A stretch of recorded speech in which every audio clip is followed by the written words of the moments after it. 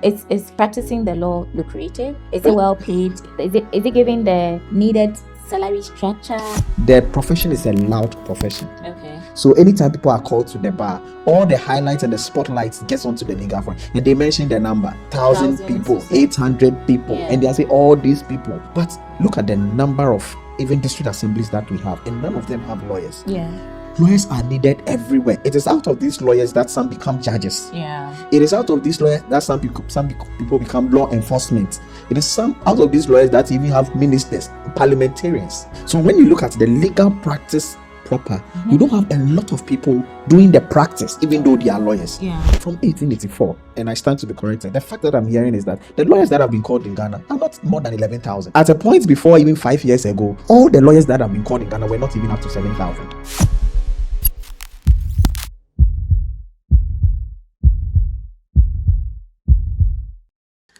Hello and welcome to the Heartbeat, where we talk about health, well-being, and lifestyle. Today's segment, we're going to talk about where law meets health, or where health meets the law. I am your host, Dr. Nanaja Kunedu, and Heartbeat is brought to us by the Thyroid Ghana Foundation, promoting thyroid health and patient support programs, Adenta Credit Union, the Salt Pal, Tilipa 369, 1115 Restaurant. Eat and enjoy. So today I have a privilege to have with us a legal counsel of the University of Ghana Medical Center in the person of lawyer Frank Pakwisi Amponsa Dako. He has such a long name, just like my name. Lawyer. Yes, Nana. Yeah, welcome. Thank you. It's a privilege to have you. I'm also grateful. All right. So before we delve into today's issue, where health meets law, or where the law meets health, can you please tell a little bit about yourself, how you ended up in law? That's fine. Thank you for the question once again. As you rightly said, first, it was not my intention to become a health practitioner, Okay. but the law has been there since. Okay. But when I went to the university, my time going to the university, I wanted to pursue law. Okay. But by that time, law was a second degree course. All right. So you would have to first do your first degree. Then when you are done, you can apply to law school. That was the admission criteria at the University of Ghana. Okay. So I found myself doing administration because I was a business student. I wrote my WASI in business at Isadore College. Then I applied to the School of Business and I got admission, did public administration. Then national service, that's where the Eureka moment was. On national service, I was posted to a health facility. Okay. Very young. I think it was in its 8 months of operation. Whoa. Then I started my service over there. Then I realized that it's a place that I enjoy. Okay. Seeing a lot of people, meeting a lot of people, offering help. So within 6 months, I was promoted from a national service person to become the administrator of the hospital, acting. Great. Okay. So when I completed my national service, I was thinking, okay, there's a field that I enjoy. So let me stay in the health sector. So I was managing the health in the health sector for about 8 years. Then the call came again, as we normally say in the legal field. So I went, picked a form, started private studies, weekend tuition. I started my LLB, completed my LLB, and still health was still demanding. Okay. So I had to just wait for some time. Then it dawned on me that no matter what, I have to become a lawyer because of the things that we were facing and patient rights, people getting to know much more of their rights. We will sue you, people writing letters. So I'm saying, no, I must go back to my original plan of becoming a lawyer. So I went to school, lo and behold, I got enrolled to Mokola, then I graduated to become a lawyer. And I said, okay, this is what I wanted to do. I've been practicing as a health service administrator by profession. I'm not a lawyer. I enjoy litigation. So let me go to the courtroom. But I think the plans that God had was different. So I got in contact with the HR director of UGMC. And he said, Frank, you are not going anywhere. I had already met him because in my health sector, we work together at CHAG, that's the Christian Health Association of Ghana. He said, you are not going anywhere, come to UGMC. And I again found myself at UGMC, where I had to marry the law and my background in health administration. All right. So that's good. So you are destined to be in health. So possibly. That's great to be there. Possibly. And I can see the way with the joy that you're talking, I can see you're enjoying the space. Exactly. Good. I am. All right. That's great to know. So now we are going to have a look at how you have pursued the health sector law over the years. What has been some of the interesting and difficult moments? The interesting ones first. The interesting ones, with the hospital setup, a complex place like UGMC, you get to do a bit of everything. Okay. So you have what normally lawyers will classify as corporate and commercial practice, because you'll be advising on contracts. Okay. MOUs, drafting of MOUs, contract agreement, procurement laws. Okay. Then there is this aspect about litigation where patients have sued you. You have to be present in court. Then there's this also aspect about mediation. Okay. The person has not yet sued you, but you could see that he has the tendency to sue. What do? Okay. You have to engage. All right. Then you have the training, because if you don't impart the training onto the clinicians, they might be doing things that they are not aware of, which might legally bring issues, liability to the facility. So the interesting thing, I thought the legal aspect with law was just a small area, dealing with medical negligence. But UGMC has broadened the scope, and you get to find yourself doing a bit of everything. Okay. And the people that you meet is very overwhelming. So those are the interesting things. I like new experiences. Okay.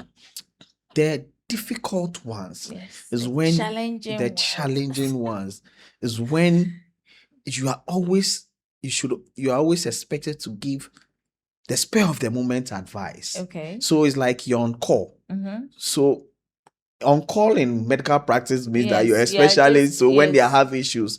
But what I've realized is that with UGMC, because of the advocacy and the training, they are very careful in handling patients, and every step of the way they will need your opinion and direction. And clinical practice, sometimes you are doing another thing, you have to be called to the ward, okay, to mediate. Patients are agitated, they are threatening to sue.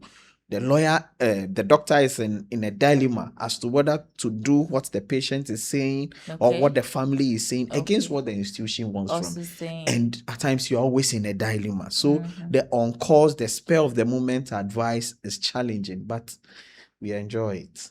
Yeah, up to the task. Sure. All right. Thank you very much. So I want you to delve a bit into, let's say, if somebody wants to build a career, let's say I have a younger sister who wants to build a career in law or health law. What's the career? Because you mentioned that earlier on you had, it was a second degree. Now, what's the trend? If I have a younger sister who wants to go into law or health law, thank you. What does the person have to do? Thank you, Nana, for this question. With our practice in Ghana, we often don't do much specialization. Okay. So you get to realize that people get into general practice. Then as the cases that they tend to handle more, they develop interest and they tell themselves they are specialists in this. Okay. Then possibly go for an LLM In degree. that area. But for my personal opinion is that law is an apprentice kind of work. The more you do, the more you learn. Okay. The more you become experienced. So it normally does not tie in much with the literature, because in law you are trained to research. Okay. So if it comes and the case is about engineering, I'm expected to review literature that pertains to engineering so that I'll be able to prosecute my case well. Okay. I must also interview people in the field that I sought to prosecute the case in. That's how come normally people refer us to learned colleague. You have to learn. So in Ghana, the specialization in the areas are not much, and health is even one more of the subspecialty in law. So your basic understanding is to become a lawyer first. Know the law, the procedure. And with that, you need an LLB. Okay. So then you write an entrance exams. Please, what is LLB? So that is the bachelor's in law. Okay. So it's a 4-year degree program. All right. Like all BSc bachelor's program. Okay. Some people also add it as a top-up course. So with that one, most of the institution, if you have a first degree, they exempt you from 1 year. Then you do 3 years. Then you acquire the LLB. Then it's a prerequisite for you to do the professional. Okay. But the professional also comes with entrance exams. All right. And to what normally Ghana we call it Mokola. So you go to Mokola, do the 2 years professional law course. If you pass as it is, then within 2 years you are done. Then you are called to the bar with practicing licenses. Okay. Then in health, you have to have an idea about. So what currently pertains is that you have a lot of doctors becoming lawyer. Okay. So then he marries his medical practice with the law and practice health law. Okay. You have nursing, a lot of them now becoming lawyers. Okay. So with clinical practice, then marry it and become a lawyer. Then we have the health masters in health law and ethics, which is specific. Yeah. But that one was recently introduced by the University of Ghana. Okay. As its master's program. Okay. So it's also a 1-year program. I think it's just they are in the 3rd year of enrollment. Oh, okay. Then with that, you can gain specialized knowledge about healthcare practice. Okay. So my field is because I was a health service administrator for a very long time. All right. Then I added the law. So that is the career path. Okay. So those of you watching us, that is the career path as the lawyer have told us. So if you're a father, a mother, if you're a young person who is looking forward to becoming a lawyer, just like a lawyer Amponsa that I have with me, he has spelled out the career path. Are there some of the institutions that's undertaking the LLB? Can you mention some of them? So these days you have a lot of people. It used to be the public universities, so Cape Coast, Tech, and University of Ghana. But University of Ghana being the foremost. Okay. Then we have private institutions, Central University, Wisconsin, UPSA, Gempa. Okay. So now the law faculties are many. I think they are about close to 8 to 10 law faculties. Okay. Yes, and all of them offer the LLB program. Okay. All right. That's great. So you are watching The Heartbeat, where we talk about health, welfare, and well-being, so that we all have a peaceful and a greater lifestyle as we all wish for each other. And with me here is lawyer Frank Pakwisi Amponsa. He's the legal counsel of the University of Ghana Medical Center, and we are delving into law and health because that's his field. So, lawyer, my next question is, are there any association or bodies for health law professionals in Ghana or West Africa? Sometimes we have the Chartered Institute of Accountants, Chartered Institute of this, Chartered Institute of that. Is there any one like that? And if there is, who qualify to be a member? So currently, we don't have any association specifically for health lawyers. As I Okay. told you, it's a field that is now brewing up, evolving. So we don't have, but we have the International Association of Health Lawyers, Okay. which if you are practicing lawyer in any jurisdiction and you are practicing the area of healthcare, you can be a member of. So the bigger umbrella that all lawyers fall under, which is the Ghana Bar Association, is our foremost association. It's a general association. Okay. But in that, they organize emerging areas of the law, seminars, and most of the times, health is part. Because now you have doctors, you have medical practitioners, you have allied scientists who are all lawyers. So they organize them. So currently, as we speak, we don't have a specialized unit or association for health lawyers. It's the general one Ghana Bar Association that all of us belong to. And if you have fortunate, you join the International Association of Health Lawyers. Okay. Is there anything that one needs to do to keep being a lawyer apart from the practice? You see, like let's say like the Medical and Dental Council, you have to renew your PIN annually, but you need to, before you have to attend some CPDs, like for you to be able. Is there anything like that? So when it exactly, comes to... it pertains to, I think, most professional organizations. Okay. So with lawyers, the same thing. You are required to rack up some number of CPD points to enable them renew your license. Okay. But it is regulated by what we call the General Legal Council. Okay. And it must be yearly. You have to be in good standing. Okay. So if it's elapses, you can't go to court, because every year the PIN changes. Okay. We don't have one PIN. So as and when you register, it generates a unique PIN for you. Okay. And you must state that PIN in all your processes of file in court. So yes, you would need a form of renewal of licenses and by the General Legal Council, which regulates all lawyers. If you don't, then you can't practice as a lawyer. Whoa. If you don't, you can't practice as a lawyer. So if you're a lawyer out there and you are not attending CPDs and all that to be in good standing, then with time, you can't practice as a lawyer. So you need to make sure that you're up to date with your law certification and whatever that you have to do with the CPDs to be able to practice. You are watching the Heartbeat, where we're talking about the legal and health today. So, lawyer, I know that in the health sector, it's a bit challenging in dealing with all that health related issues. Sometimes a family has lost a member and they are so peeved. Sometimes they blame it on the hospital and all that.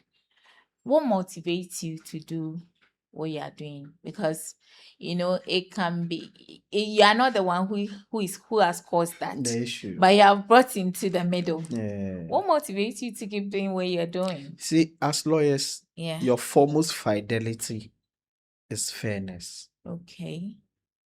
And your fidelity again is to the clients you represent, who are your employers. Okay. The other angle of you being a lawyer is to ensure that you are a risk officer, mitigate risk. So most often than not, the issues are, the facility has done this to me. It's about compensation. How much do you compensate? You can, at times the patient is dead. You can't bring the person back to life. But some form of compensation shows or presents itself to the family that you also care for them enough. You empathize with them. That's the word I will. You empathize with them. Yeah. Then you also turn between how much compensation can you give, so that it will not break the bank of the institution. Because if every patient comes and you are compensating, there wouldn't be any funds available to run the facility, operational, and hospital incur a lot of operational costs and human resources too much. So you are always in the middle. How to balance satisfying patient expectation and also minimizing the risk for the organization. For me, my personal stand is always dialogue. Okay. Always that. At times, the patients come with a lot of preconceived notions about what happened at the ward. Okay. But when you get the experts to sit on the table and have dialogue with them, they explain things better to them, and some they leave it there. They will not Okay. even ask for compensation. All right. Some will also think that the monies that they spend are huge, and because of this aspect, you people should see it into it for us, and that's what we do. So I'm more of mitigation, not litigation. Okay. We don't have to get to court. Let's talk. Let's dialogue. Let's be sure everybody is happy. Yeah. Fairness to the patient, fairness to the facility. Okay. So which aspects makes you happy?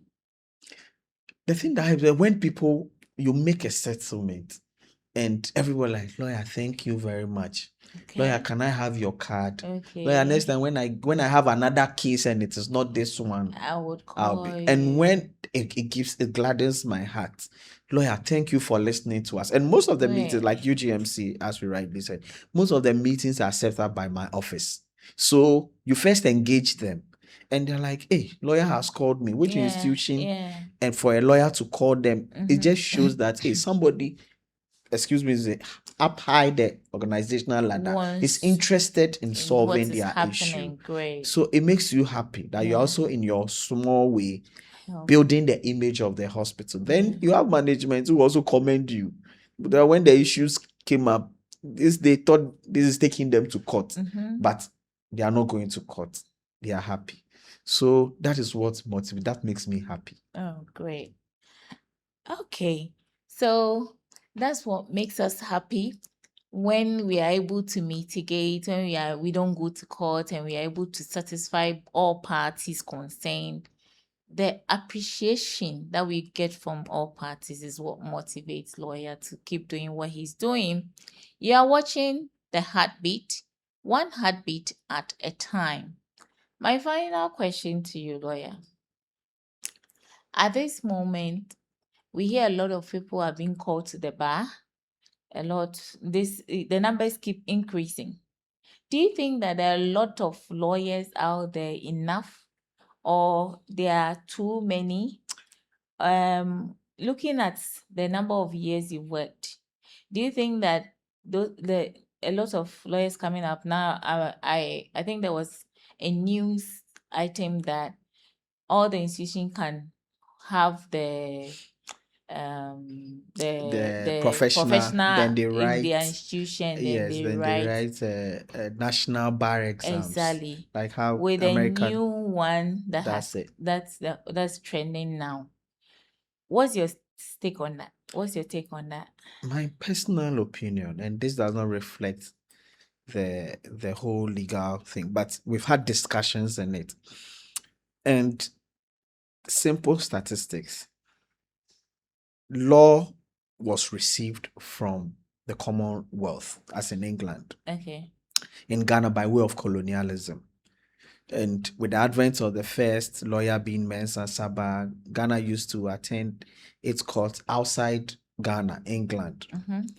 When from that time to 1884, they passed the professionals bodies legal practice ordinance. Okay. That sought to regulate legal practice. From 1884, and I stand to be corrected, the fact that I'm hearing is that the lawyers that have been called in Ghana are not more than 11,000. I see. At a point before, even 5 years ago, all the lawyers that have been called in Ghana were not even up to 7,000. Oh. From that time, even from independence, let's even exchange the 1884, which allowed the colonial lawyers to even practice in Ghana. When Ghana took itself, like handled from independence, they are not more than 8,000. Okay. So the last 5 years. So the argument that lawyers are many, I always say that it's from a social psychology point of view. The profession is a loud profession. Okay. So anytime people are called to the bar, all the highlights and the spotlights gets onto the legal front, and they mention the number 1,000 people, 800 people, and they say all these people. But look at the number of even district assemblies that we have, and none of them have lawyers. Yeah. Lawyers are needed everywhere. It is out of these lawyers that some become judges. Yeah. It is out of these lawyers that people become law enforcement. It is some out of these lawyers that even have ministers, parliamentarians. So when you look at the legal practice proper, you don't have a lot of people doing the practice, even though they are lawyers. Yeah. For instance, when my time in law school, I had almost 80% of the class already employed. Okay. They were people who had their Well, professions. already I had engineers friends, I had doctor friends, I had nurses friends, I had banker friends. And it was only 20% that were coming straight from the faculties, undergrad, who were young. Yeah. So when we got passed and we got called to the bar, you could realize that these people have all resiled to their job because they are not ready to go and do privilege. Privilege is a must. After privilege, they are not ready to go through the rigors of the law practice. And they are managers and MDs in their own right. Yeah. So most of them have resiled back to their workplaces and they are still doing it. But we need people to help the legal profession. There are a lot of areas available where lawyers are needed. So my opinion is that lawyers are not much. We need more lawyers in Ghana. Okay. Maybe those who don't practice, don't you think that it's practicing the law lucrative?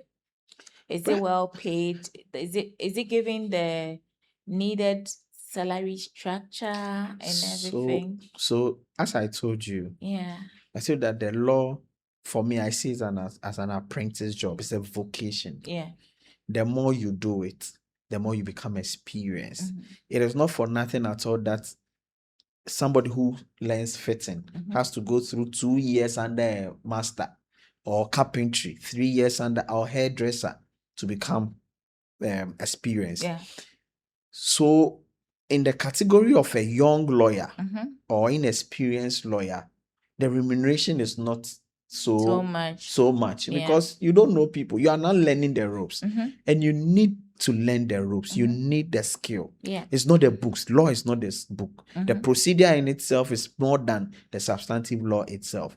So for me, my experience is that after 5 years, 4 years, 5 years upward, you gain that experience.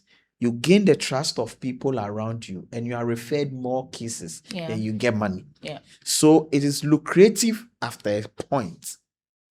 But in order for you to get to that the point where it is lucrative, you need to put in the effort. You need to put in the work. And that one comes with a lot of sacrifices and people are less remunerated on that score. Okay.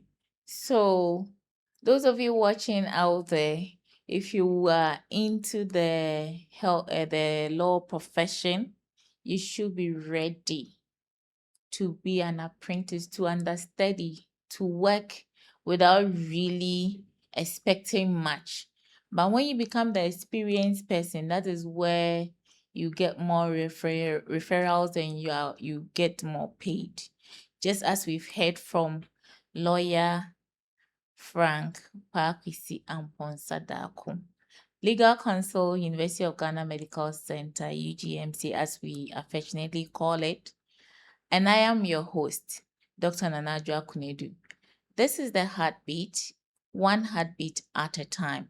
The Heartbeat is brought to us by Thyroid Ghana Foundation, promoting thyroid health and patient support, Adenta Credit Union, the Salt Power, Tulipa 365, and 1115 Restaurant.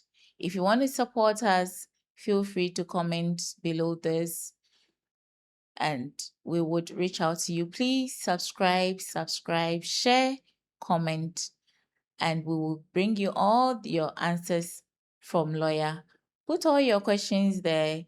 What those of you want to go into the career, those who want our children to go into the career, please put out your comments below and we'll reach out lawyer to respond to you. Lawyer, your last comment. I'm saying because we talked about the health, without the facilities, there wouldn't be healthcare. Okay. Without the patient, the health practitioners will have nothing to do. Great. It is collaboration. So whenever we get involved in health or receiving health, we should know that we should be active participants in taking care of our own self and relatives. Those are my parts and comments. Okay. We should be active participants in taking care of our own selves as well as our relatives, because tomorrow it could be your family member going to a different healthcare facility. So do unto others what you want to be done to you. And this is the heartbeat, one heartbeat at a time. And I am your host, Dr. Nanadja Kunedu. The heartbeat is brought to us by Adenta Credit Union, 1115 Restaurant, Thyroid Ghana Foundation, promoting thyroid health and patient support, as well as the Salt Pal and Tulipa 369. Thank you very much. We'll come your way where we'll delve into other areas concerning law and health. Thank you.